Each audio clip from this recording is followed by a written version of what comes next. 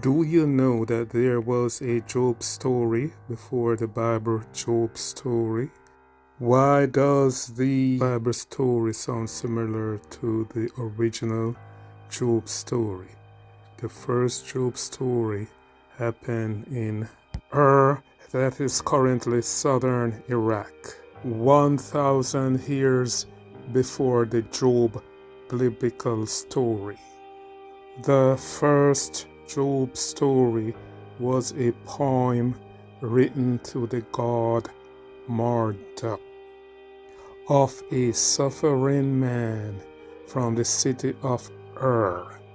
His name was Subsi Marsa Sakan. He was a faithful man and lived up to his duties to the gods of Mesopotamia.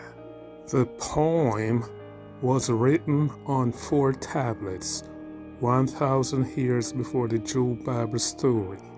The British Museum has the tablets on display. The poem was written in the 7th century BC.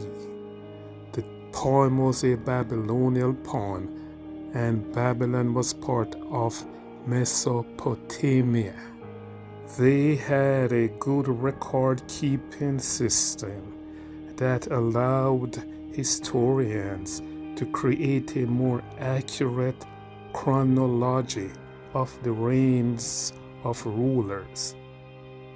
If anyone is in doubt of this poem about Job before the Job Bible story, the Babylonians records their history on clay tablets using cuneiform, a durable material, so that the records were preserved. So this poem, from all indications, was well preserved because it is currently in a British museum.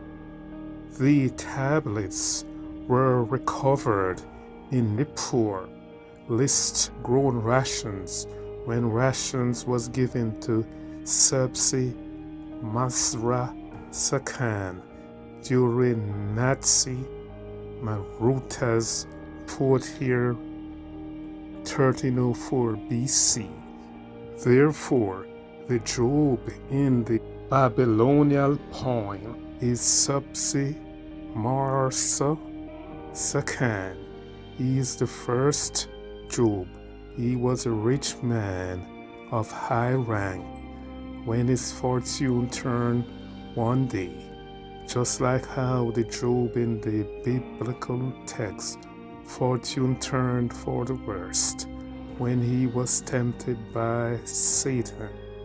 Just like Job in the biblical text, Subsi Marsa Sakan didn't curse his gods.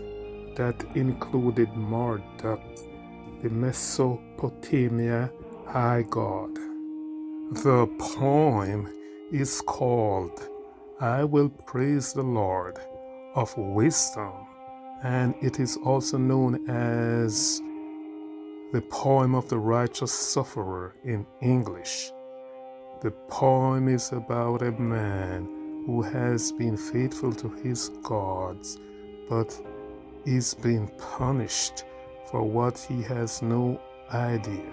So he started to create reasons why the gods are punishing him.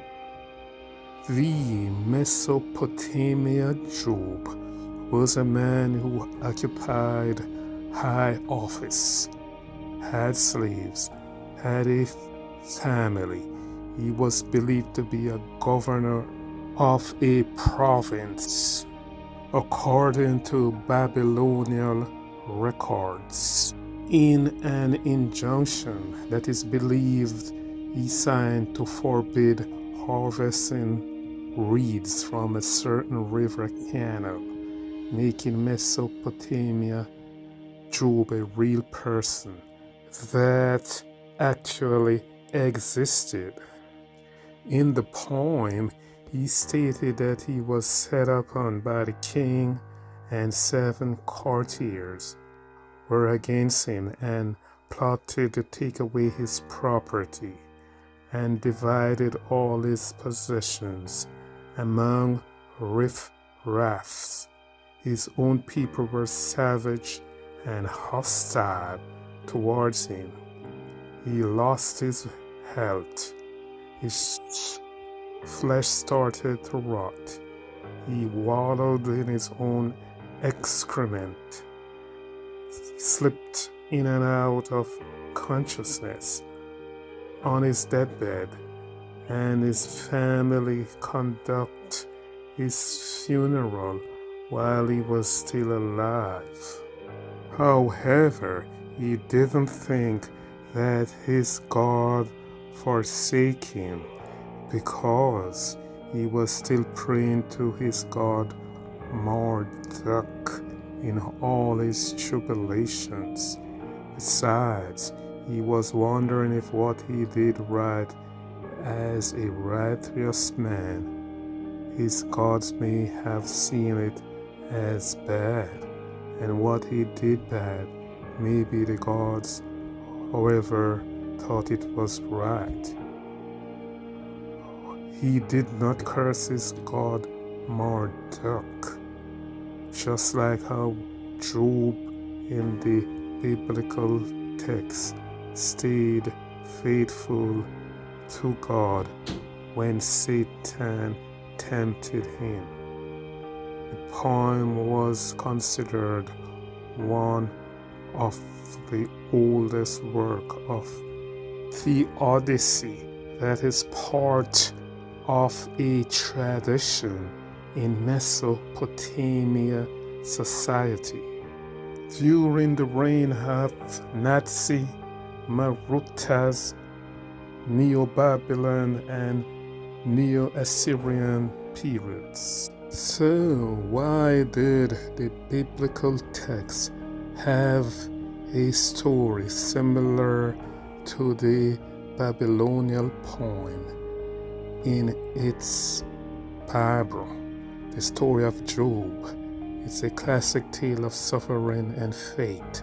Job was a good and prosperous man who lost everything, his family, his wealth, and even his health.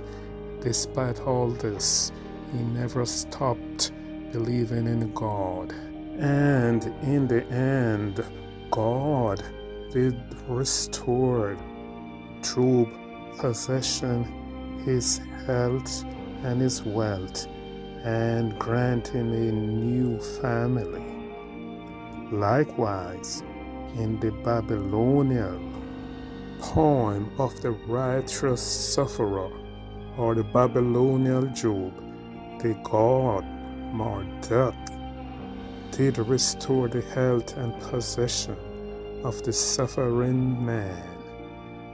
The poem parallels the biblical book of Job in many ways, with a righteous man suffering unjustly and questioning the divine.